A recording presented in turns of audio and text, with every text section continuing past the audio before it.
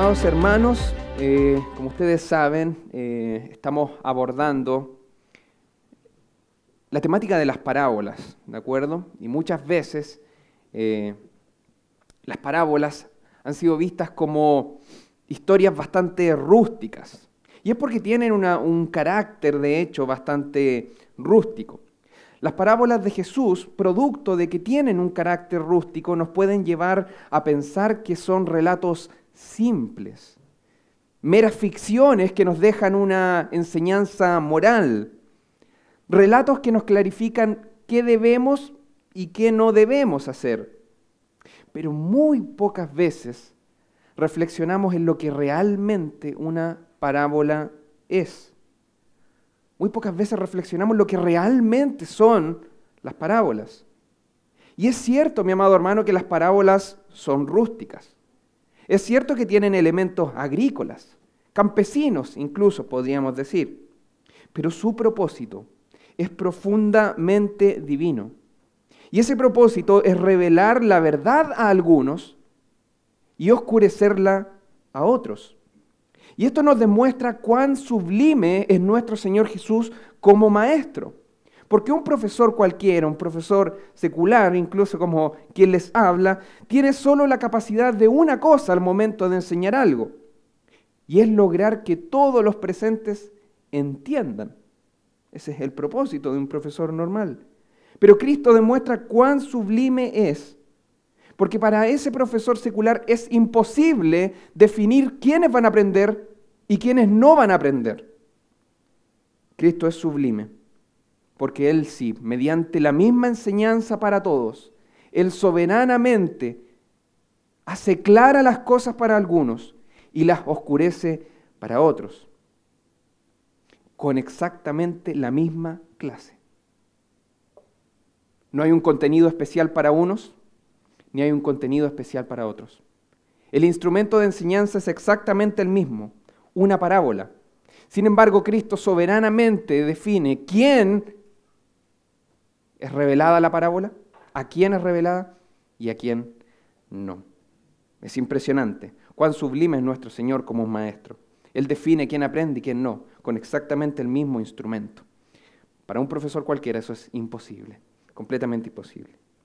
Y hasta lo que hemos estudiado hemos podido ver que la simpleza no es una característica de las parábolas. Si bien tienen elementos agrícolas, campesinos, la simpleza no es algo que caracterice a las parábolas en lo más mínimo. Al contrario, de hecho, las mismas parábolas están revelando una realidad que escapa a cualquier maquinación de la imaginación humana.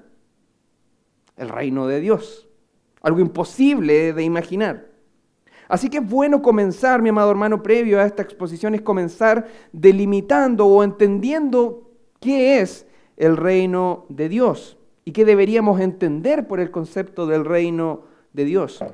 Así que quisiera nombrar algunos puntos sobre este tema. Primero, el reino de Dios es un reino en el cual Cristo es el Rey. Segundo, es un dominio que no tiene efectos en el futuro solamente, sino que se encuentra completamente operativo en el día de hoy. Cristo está en control de su reino. De hecho, mi amado hermano, Cristo está reinando. Y tercero, todos los redimidos por Cristo están sometidos al señorío del Rey. En el presente, mi amado hermano, el reino no es un reino terrenal en el cual usted pueda ir físicamente a su agencia o a su embajada o incluso al Palacio Real. Usted no puede ubicarlo por GPS, ni tiene una dirección o casilla de correo. El reino de Dios, mi amado hermano, hoy es un reino invisible y no perceptible por los sentidos. De hecho, Cristo lo define así. Cuando Él define el estado actual de su reino, Él lo dice de la siguiente manera en Lucas. Por favor, si pudiera usted acompañarme. Lucas 17.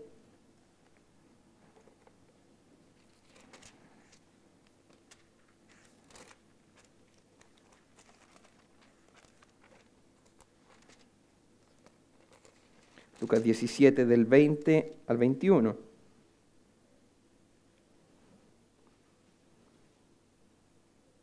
Dice así: preguntado por los fariseos cuándo había de venir el reino de Dios, le respondió y dijo: El reino de Dios no vendrá con advertencia, ni dirán helo aquí o helo allí, porque he aquí el reino de Dios está entre vosotros. Está entre vosotros. Así que ahora, mi amado hermano, yo quiero que usted entienda que el hecho de que el reino de Dios sea invisible no niega ni debilita la realidad del reino hoy. El reino de Dios está presente. Cristo lo está diciendo, está presente. Si bien no es visible, el hecho de que no se pueda ver no debilita la realidad del reino. El reino está presente, operativo, su rey es soberano, es real y ese reino crece constantemente e imparablemente, ya que los pecadores están siendo salvos y adquiriendo una nueva ciudadanía en Cristo. Así que quisiera que juntos podamos ver algunas características del reino de Jesús. De hecho, los evangelistas usan el término el reino de Cristo y el reino de Dios de manera intercambiable. El reino de Cristo es el reino de Dios. Así que quisiera que podamos ver, previo a entrar al pasaje, esto solamente como un marco general, que podamos ver algunas características del reino de Cristo, del reino de Dios. Y el primer punto que yo quisiera que usted entienda es que el reino de Dios no es de este mundo. ¿De acuerdo? Primera cosa, el reino no es de este mundo. Y acompáñeme por favor a Juan 18:36.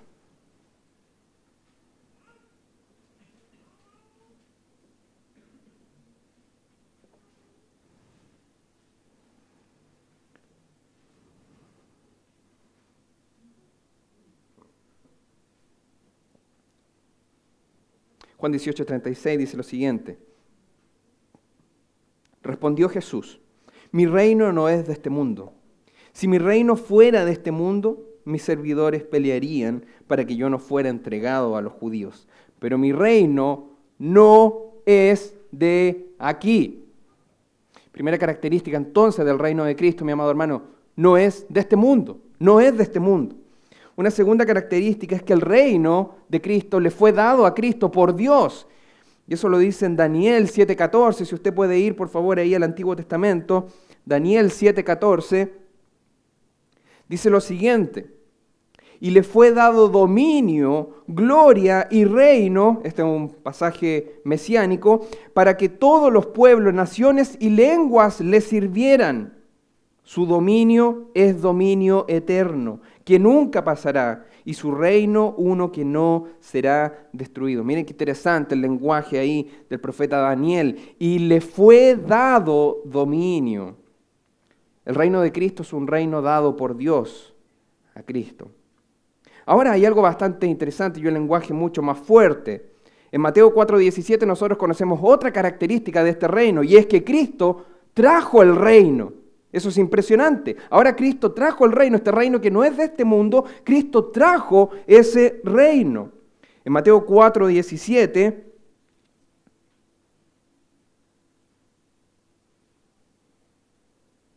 usted encuentra lo siguiente.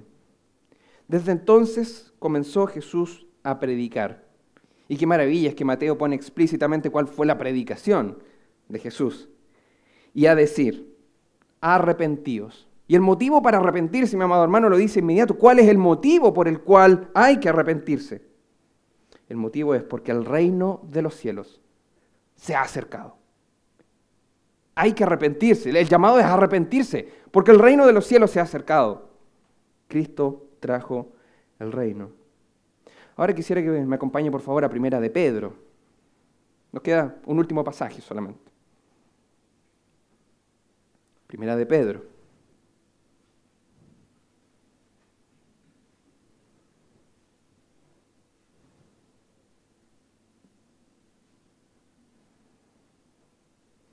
Primera de Pedro 3:22 dice lo siguiente.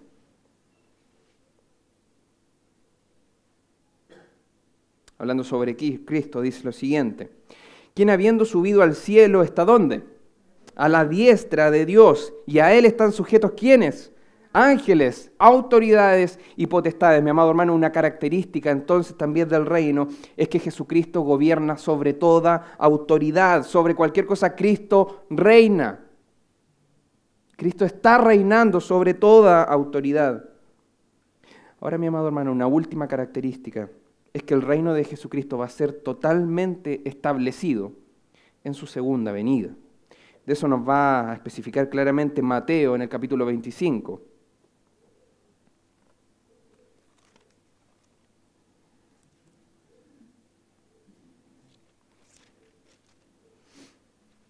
Mateo 25, 31. Dice lo siguiente: cuando el Hijo del Hombre venga en su gloria y todos los santos ángeles con él, entonces se sentará en su trono de gloria. Entonces, mi amado hermano, algunas características, como dijimos, del reino de Jesús, solo para ir refrescando. Primero, que todo no es de este mundo. Segundo, el reino le fue dado a Cristo por Dios. Tercero, Jesucristo trajo el reino de Dios. Cuarto, Jesucristo gobierna sobre cualquier autoridad. Y finalmente, el reino de Jesucristo va a ser totalmente establecido en su segunda venida. Ahora quiero que volvamos a la idea que estamos generando, a la línea que se está generando. Mi amado hermano, esta profundidad que nosotros estamos hablando, este es el misterio que las parábolas revelan. Las parábolas, estos elementos que se ven rústicos, campesinos, humildes, están revelando lo que es el reino. Y uno podría decir, ¿por qué no usar algo más sofisticado para poder hablar de lo más glorioso que es el reino? Sin embargo, las parábolas, mi amado hermano, revelan el reino. Algo que no es para nada sencillo, algo que no es para nada rústico. Las parábolas, mi amado hermano, revelan el misterio más sublime y elevado de todo el universo. El misterio que ninguna mente, por mayor inteligencia, coeficiente intelectual que tenga, pudiera revelar jamás. Y eso es lo que hemos visto hasta ahora. Eso es lo que hemos visto en esta serie. En el reino, algunas características que hemos visto, en el reino la palabra de Dios es una semilla soberana que germina donde Dios lo determina. Si usted es salvo, entonces, mi amado hermano, no se debe a sus méritos, no se debe a su actitud piadosa, no se debe a nuestras buenas obras, sino únicamente a que es Dios quien tomó nuestros corazones y puso uno con un terreno donde la semilla del Evangelio soberanamente germinaría sin opción a retroceso. Hemos aprendido también que por más que el enemigo se esfuerce en frenar ese crecimiento, no puede. El Evangelio sigue salvando pecadores y lo hará hasta que el sembrador así lo determine. Y si la parábola del sembrador nos dio una visión actual del reino, cómo opera hoy, hemos visto también cómo en el reino de Dios prima la justicia, prima la santidad, y en la consumación de las cosas, en el futuro, el trigo y la cizaña van a ser separados completamente. Creyentes e incrédulos, mi amado hermano, van a experimentar eternamente los efectos de estar con Cristo o sin Cristo. Y es Dios quien llevará a cabo soberanamente todo eso. Eso es lo que hemos aprendido hasta hoy. Un breve resumen. Así que estamos aprendiendo sobre el reino. Y Mateo, en esta sección, hace este juego de mostrar el reino presente, el reino futuro, el reino internamente y el reino externamente. Es un juego de dualidades lo que Mateo está haciendo. Porque finalmente este juego de dualidades nos da una imagen completa del reino. Y es en esta sección que estudiaremos hoy que la imagen que Cristo da para revelar el reino cambia un poco de aspecto. Cambia un poco de aspecto. Porque el foco de esta parábola estará en mostrar cómo es que crece el reino, cómo crece el reino de Dios. Pero incluso más específico aún, cómo se observa visiblemente el crecimiento del reino de Dios. Ese es el foco de esta parábola. Así que la parábola de hoy, mi amado hermano, nos va a enseñar sobre el crecimiento exterior del reino. Y el próximo mes, cuando sea la oportunidad también de predicar la parábola que sigue, que es la de la levadura, vamos a ver cómo crece internamente el reino. Pero esta es la estructura del pasaje de Mateo. Cómo crece el reino externamente y cómo crece el reino internamente. Eso es lo que está contenido en esta sección. Así que partamos hoy por ver cómo crece el reino de manera externa. Así que vaya por favor conmigo al pasaje que nos compete, mi amado hermano, que es Mateo 13, del 31 al 32. Por favor, no cierre su Biblia, vamos a ir versículo por versículo y, como dijo mi pastor una vez, si es necesario, palabra por palabra. ¿De acuerdo, mi amado hermano? Así que por favor no cierre su Biblia.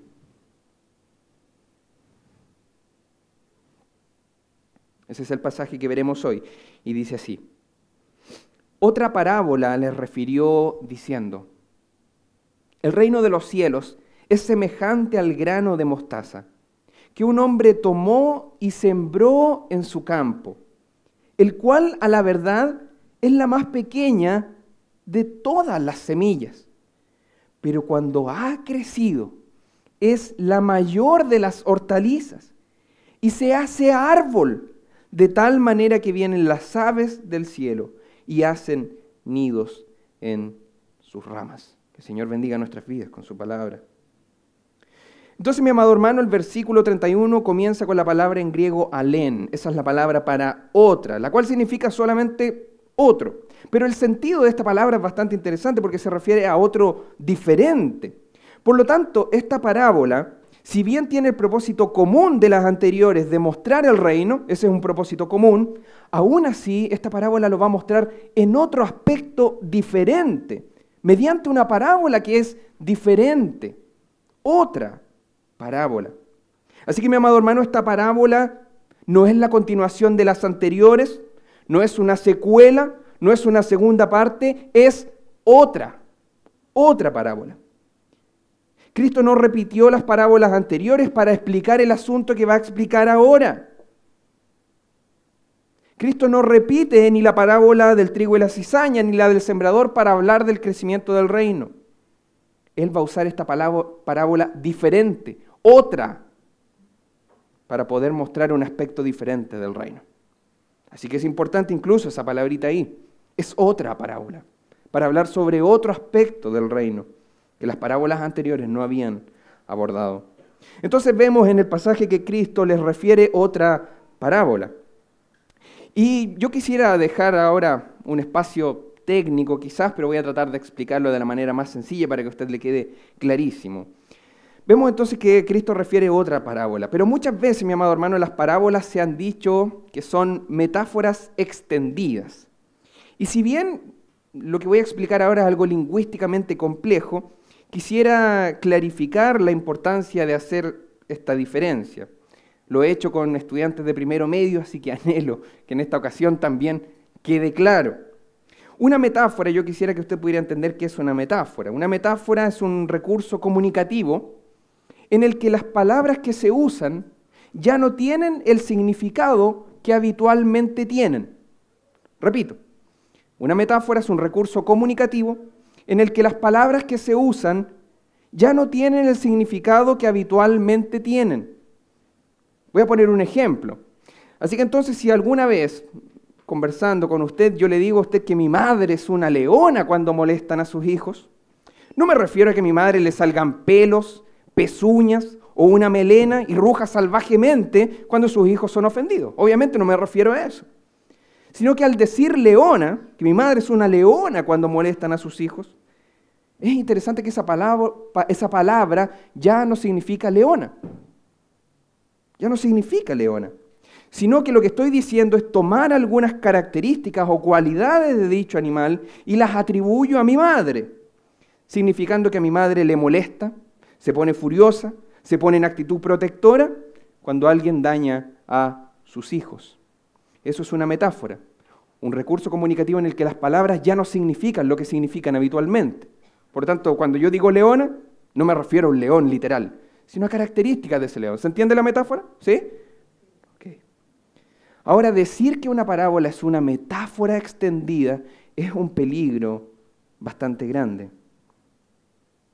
Decir que las parábolas son metáforas extendidas podría llevarnos a hacer que los elementos que aparecen en esa parábola ya no sean lo que son, sino que individualmente deban ser interpretados en situaciones como la que mencioné hace un tiempo atrás con Agustín de Hipona, donde cada elemento de la parábola del buen samaritano significaba algo distinto, terminando en una historia completamente lejana a la intención de Cristo. Por lo tanto, cuando decimos que las parábolas son metáforas extendidas podemos caer en el terrible peligro de empezar a interpretar qué podrá significar cada elemento, terminando en una historia que no es la historia que Cristo quiere explicar. Las parábolas no son metáforas. Sus elementos no significan otras cosas. Y me gusta mucho la definición que da el Diccionario del Léxico Griego-Español del Nuevo Testamento del autor Tuggy, quien define las parábolas como comparación, símbolo o figura. Esa es la definición que da de parábola. Comparación, símbolo o figura. Es decir, mi amado hermano, que la parábola no es una metáfora, es una comparación, un símbolo o una figura. Eso finalmente nos permite entender que en la parábola de la oveja perdida, la oveja no es un pecador, mi amado hermano, es una oveja. Pero simboliza al pecador. En la parábola del hijo pródigo, el padre no es Dios. El padre es un símbolo de Dios.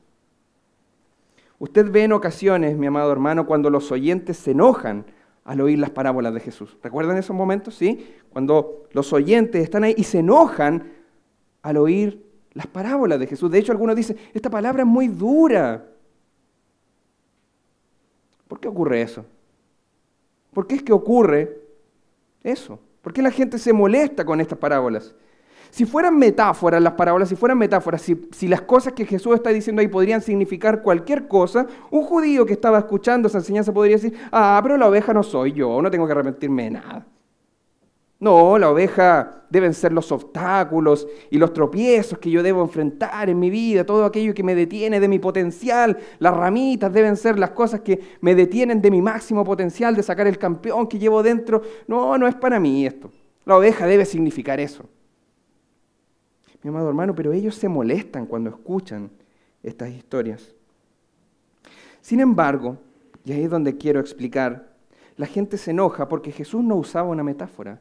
Jesús usaba una comparación, a tal grado que ellos, al conocer las características reales de los personajes de las parábolas, podían hacer las comparaciones con ellos y sentirse confrontados, molestos y dolidos. Si fuera una metáfora, repito, uno podría decir, se trata de esto y de esto y de esto, de cualquier otra cosa. Pero ellos que conocían cómo se comporta una abeja, cómo era la relación entre samaritanos, ellos ven esas características y se dan cuenta que es una comparación. La comparan con ellos y se molestan, están dolidos y están confrontados. Lamentablemente este no es solamente un problema antiguo. Este es un problema que inunda mucho de la predicación del día de hoy, mi amado hermano. La alegorización puede llevarnos al aturdimiento espiritual, porque vemos una iglesia el día de hoy en el que Goliat es entendido como los problemas que debemos enfrentar. Y vemos a un montón de falsos maestros diciendo, vence a tu Goliat.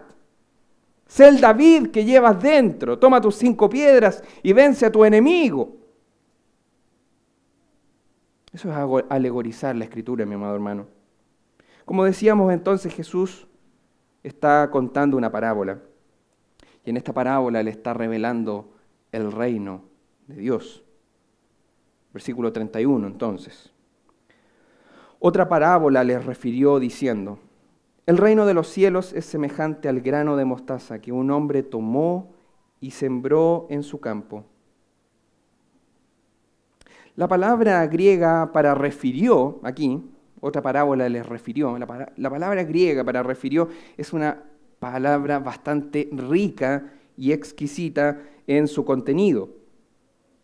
Porque no se trata de contar algo solamente por contarlo, contar meramente por contar, o para entretener, sino que la palabra lleva el sentido acá de que lo que se va a contar para que se considere, para que se tome en cuenta. Entonces Mateo está diciendo aquí en su evangelio que la parábola que viene ahora, Jesús la habló como algo que debía considerarse, como algo a lo que hay que poner atención. Y en ese contexto, con esos oyentes, y también para nosotros, es algo que debe escucharse y que debe tomarse en cuenta. De hecho, el concepto de refirió significa en griego poner frente a. Eso es lo que significa esa palabra, poner frente a. Mi amado hermano, entonces Cristo lo que está haciendo es poner este relato al frente de ellos, para que lo vean, para que lo consideren, para que lo apliquen, para que los confronte. La imagen es fuerte. Este misterio tiene que estar frente a ellos. Tienen que verlo y tienen que considerarlo. No puede estar detrás, no puede estar al lado. Cristo les está poniendo esta historia al frente de ellos. Por lo tanto, ellos no pueden seguir igual después de esto. Ahora el mismo pasaje es enfático en decir lo que yo ya había dicho. El reino de los cielos no es un grano de mostaza, mi amado hermano. No es que usted tome un grano de mostaza y diga, qué lindo el reino de los cielos. La misma Escritura es enfática en decir que el reino de los cielos no es un grano de mostaza, es semejante. Por eso lo que yo quiero que usted entienda, las parábolas son comparaciones, símbolos de. El grano de mostaza es semejante. Es decir, que hay aspectos que son comunes entre el grano de mostaza y el reino. Y lo que se enfoca esta parábola es la forma en la que crece el grano de mostaza y su comparación con cómo crece el reino de los cielos. Así que repito, el grano de mostaza no es el reino, sino que solo un aspecto de ese reino es semejante al grano. Ahora usted se pregunta, ¿qué aspecto del reino se puede parecer a un grano de mostaza? ¿Qué cosa del reino de los cielos puede ser similar a un grano de mostaza? Precisamente el crecimiento del reino. El reino es semejante no en su totalidad al grano de mostaza, sino en su crecimiento. Ese es el punto que se resalta en esta parábola. El reino es semejante en su crecimiento con el reino, con el grano de mostaza. El reino entonces es semejante en su crecimiento con el grano de mostaza. Esos son los elementos comunes. Y los oyentes de Cristo saben cómo es un grano de mostaza. Saben cómo crece incluso ese grano de mostaza. La semilla de mostaza era una hortaliza sembrada habitualmente por quienes trabajaban en lo que es el sembrado del huerto en el mundo antiguo.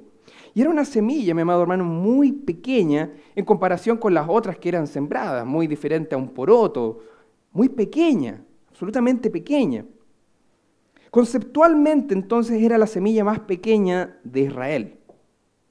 Pero al crecer, y de hecho también en el día de hoy, que se sigue sembrando allá en Palestina, alcanza los 3 metros o los 5 metros de altura, es decir, que sería 3 metros y algo más grande que usted. Es interesante. Al crecer entonces alcanzaba unos metros desproporcionales en comparación a su estado inicial. Y los que están escuchando saben cómo es la semilla y saben cómo termina siendo esa semilla. Así que hay algo interesante acá y yo quisiera hacer esta aclaración de cómo es finalmente la semilla de mostaza, porque muchos, hay un grupo, hay un círculo por ahí que señalan que en este pasaje hay un error en las Escrituras, porque ellos han demostrado científicamente que hay semillas más chicas que la semilla de mostaza. Entonces acá hay un error en la Escritura.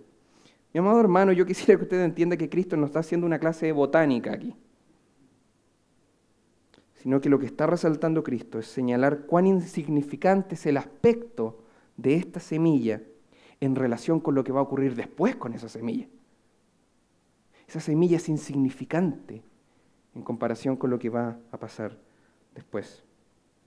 Ya que a pesar de su pequeño tamaño inicial, la semilla crece y crece de manera inesperada si nos fijamos solamente en su estado inicial, pero crece de manera tan brutal. Esta pequeña semilla crece a tal grado que de hecho después se nos va a decir en el pasaje que las aves hacen nido en ella. Algo impensado en una semilla tan chica. Uno ve la semilla y por último podría decir, ya va a crecer ¿cuánto? 1 metro. Pero crece 5 metros. Y esa semilla así de frágil, de hecho, es tan firme que después aves hacen nido en ella. Algo impensado para algo tan pequeño.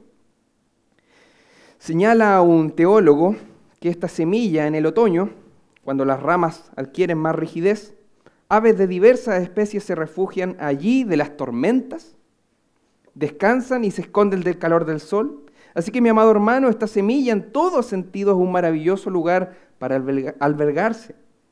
Y mire lo que Jesús está diciendo. Jesús lo que está diciendo con esta parábola entonces es que en su manifestación externa, el reino de los cielos en la tierra es como ese grano de mostaza. Eso está diciendo Jesús.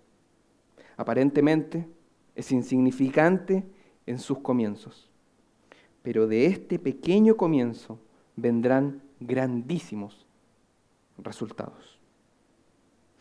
Veamos por favor el verso 32. El cual a la verdad es la más pequeña de todas las semillas, pero cuando ha crecido es la mayor de las hortalizas y se hace árbol, de tal manera que vienen las aves del cielo y hacen nidos en sus ramas. Ahora la frase ahí que aparece en su Biblia, la más pequeña, en griego es solamente una, que se llama microteron. De hecho, nosotros hablamos de microscópico también, comparte la misma raíz, microscópico, algo casi invisible, imperceptible. Ahora, en griego es un adjetivo comparativo. Es decir, que esta semilla, ¿qué significa eso finalmente? Que esta semilla, la semilla de mostaza, es la más pequeña en comparación a las demás. Su aspecto, como señalé, es insignificante, humilde, pequeño, microscópico.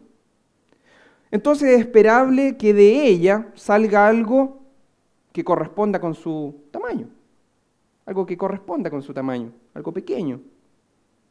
Sin embargo, la parábola incorpora inmediatamente un pero. ¿Sí? Es la más pequeña de las semillas. Pero, porque mi amado hermano, a pesar de lo pequeña de la semilla en comparación a las otras, llega a ser un árbol mayor que muchas otras hortalizas. Y así crece la semilla de mostaza. Tiene un inicio pequeño y un final grande. El verbo entonces, es interesante acá, el verbo presente en la frase ha crecido, es un aoristo. ¿Y cómo podríamos traducir literalmente un aoristo? Una buena traducción entonces sería dejado de crecer. Entonces cuando esta semilla ha dejado de crecer, ¿ya? Esa es la idea. Cuando esta semilla ha dejado de crecer, es la más grande de todas. Cuando ha dejado de crecer. La semilla es la más pequeña en comparación a las demás, pero cuando ha dejado de crecer, ese es el tiempo presente ahí, cuando ha dejado de crecer, es la más grande de todas. Y yo quisiera señalar algo más en este punto. Y es que no me cabe duda que en esta sección hay algo que generó mucho ruido en los oyentes de Jesús. Hay algo que generó mucho ruido y quizás un ruido molesto a los oídos de aquellos que estaban escuchando a Jesús. Yo no quiero que usted olvide el contexto de esto y entender que los seguidores de Jesús están en una tensión constante. Desde que Cristo señala que el reino de los cielos se ha acercado, comienza una tensión constante en los seguidores de Jesús. Porque ellos quieren ver, mi amado hermano, la consumación política de Israel como reino supremo ahora ya, con Cristo como gobernante geopolítico supremo. Quieren ver a Cristo reinando ya y el reino, ahora ya. Ellos desean y esperan ver ahora ya lo que los profetas dijeron, el reino de Dios consumado en Israel. Ellos querían cambios revolucionarios al instante. Una idea entonces que Cristo dijo en la parábola de trigo y la cizaña, dicha previamente, es reforzada acá. Y cuánto ruido debe haberle hecho a los oyentes que querían ver el reino ahora, escuchar que Cristo iba a decir que esta semilla crece. ¿Usted planta y al instante crece la planta? Cristo está diciéndole y reforzando la idea que dijo en la parábola del trigo y la cizaña, de que el reino crece y que va creciendo gradualmente. Así que hay que esperar y hay que ser paciente. Ahora, esto era algo impensado en la mente de los seguidores de Jesús. Ellos tenían al Mesías, estaba el Mesías, ¿y por qué los romanos seguían gobernando? Si el Mesías estaba ahí. Ellos querían cambios radicales al instante. Pero Jesús refuerza la idea de que el reino y su instauración es un proceso de crecimiento. La buena noticia, mi amado hermano, es que el reino crecerá. El reino crecerá. Y esa es la buena noticia. Y la otra noticia, aún más grandiosa, es que nada puede detener ese crecimiento. Amado hermano, usted puede verlo tanto a nivel de iglesia como a nivel personal, pero nuestro crecimiento, mi amado hermano, y gloria a Dios por eso, no depende de nosotros, depende únicamente de Dios. Y Él ha prometido que la semilla va a crecer y que el programa de Dios no puede fracasar, su agenda no va a fracasar. El mundo pareciera que se va a caer, las ideologías parecieran preponderar, pero mi amado hermano, el reino va a crecer y va a llegar un momento en el que va a dejar de crecer. Su plan no se va a frenar. Dios asegura que el reino va a crecer, pero también asegura que el reino va a dejar de crecer. Al igual que esta semilla, a la cual el reino de los cielos es semejante. Al igual que esta semilla que ha dejado de crecer y es la más grande, también el reino va a dejar de crecer. Porque el reino, mi amado hermano, es específico en su crecimiento y no es para todos. El reino dejará de crecer, así como crece la semilla de mostaza y deja de crecer, y es más grande que todas las hortalizas. Así es semejante el reino de Dios. Porque, mi amado hermano, cuando el reino de Dios deje de crecer, será más grande que todos los reinos y potestades del mundo. En él reina el Rey de Reyes, partiendo. Y en él reina el Señor de Señores. Nuestro Salvador y Dueño Jesucristo reina en ese reino. Eso lo hace más grande que cualquier potestad. Entonces, mi amado hermano, el mensaje para estos oyentes es que debían esperar. Esperar a que el reino creciera. Pero llegaría un día en el que ese reino dejaría de crecer. Dejaría de crecer. Así que, mi amado hermano, ya que en ti habita el Espíritu Santo, crecerás. Y qué buena noticia es eso. Crecerás. Serás cada día más santo. Amarás cada día más la ley de Dios. Amarás a tus hermanos que te rodean, incluso los difíciles de amar. Serás fiel a tu esposa. Criarás hijos en el temor del Señor. Harás buenas obras como evidencia de tu nuevo corazón. Tu beber y comer será para la gloria de Dios. Tendrás una perspectiva clara de tus prioridades con la gloria de Dios como tu latente meta. ¿Y quién se encarga de eso? Nuestro Señor. Nuestro Señor. Amarás su palabra, odiarás el pecado, orarás cada vez más y finalmente estarás con Él. Cuán hiriente es a nuestro orgullo el Evangelio, mi amado hermano. Él se encarga de todo. ¿Cuántas gracias debemos dar por Cristo? ¿Cuántas gracias debemos dar por Cristo? Habiendo dicho esto, entonces podemos ver lo que el Señor está enseñando en esta parábola. Así crece el reino. Una semilla aparentemente insignificante. Y vaya que es aparentemente insignificante. De hecho, su mensaje central es completamente repulsivo. Su mensaje es humilde y lógico. De hecho, quisiera que recordara usted las palabras del apóstol Pablo en 1 Corintios 1:18, cuando él dice, porque la palabra de la cruz es como locura para los que se pierden, pero a los que se salvan, esto es, a nosotros, es poder de Dios. Mi amado hermano, la semilla es insignificante. El mensaje de esta semilla es repulsivo, humilde y lógico. Pablo dice que es locura. Y yo quisiera que usted, de hecho, hiciera un ejercicio que es pensar en la locura del Evangelio. Porque la idea de que un hombre judío, hijo de un carpintero, proveniente de una de las provincias más insignificantes y pobres de Israel, nacido en el lugar más humilde y agregaría deplorable de todos, es en realidad el Salvador del mundo, el Cordero de Dios, la propiciación de Dios, el sacrificio perfecto por todos los pecados, el Rey de Reyes, Creador del universo, y que solo creyendo en Él, ese hombre humilde que se expuso públicamente sobre un burro, Él es el Salvador del mundo. Piensa ahora en lo que continuó. ¿Quiénes predicaron ese mensaje? ¿Ricos? ¿Empresarios? ¿Emperadores? Los portavoces de este mensaje son pescadores, recaudadores de impuestos, pecadores, meros pescadores y pecadores despreciados de la sociedad, insignificantes. Súmele a ello que había entre ellos personas con problemas de ira, exceso de autoestima, intereses egoístas, incrédulos. Y ellos son los portavoces de este mensaje. Ahora piensa en nosotros. ¿Somos intelectuales? ¿Somos la élite de la sociedad por nuestro mensaje? ¿Es nuestro evangelio algo que nos da un estatus extraordinario? Mi amado hermano, todos nosotros éramos un grupo de pecadores absolutamente depravados, podridos hasta la médula, enemigos de Dios. Nuestro camino era continuamente malo. Éramos inmorales, idólatras, adúlteros, afeminados, homosexuales, ladrones, ávaros, borrachos, difamadores, estafadores. ¿Y somos nosotros los portavoces de tan glorioso mensaje? Mi amado hermano, piensa en la locura del Evangelio.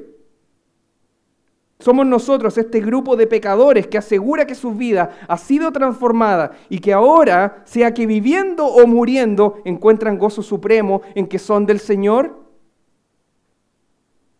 Esta es la semilla, mi amado hermano. Y por favor, mírela, cuán insignificante es aparentemente. La idea de un Salvador colgando de un madero es insignificante. Y la idea de un pueblo formado por ese Salvador lo es aún más. Aún más. Dice el profesor Carballosa lo siguiente, y cito: el punto central de la lección de esta parábola es que en la consumación la planta estará totalmente fuera de proporción con su desarrollo germinal durante su etapa inicial. El pequeño grano que se convirtió en una pequeña planta ha crecido de manera sorprendente y se ha convertido en un árbol. La predicación de Cristo y sus discípulos es aparente insignificante, pero mediante el proceso de crecimiento se convertirá en algo que nadie pudo imaginarse desde el punto de vista humano. Fin de la cita. Versículo 32, por favor, mi amado hermano. El cual a la verdad es la más pequeña de todas las semillas, pero cuando ha crecido es la mayor de las hortalizas, y se hace árbol de tal manera que vienen las aves del cielo y hacen nidos en sus ramas.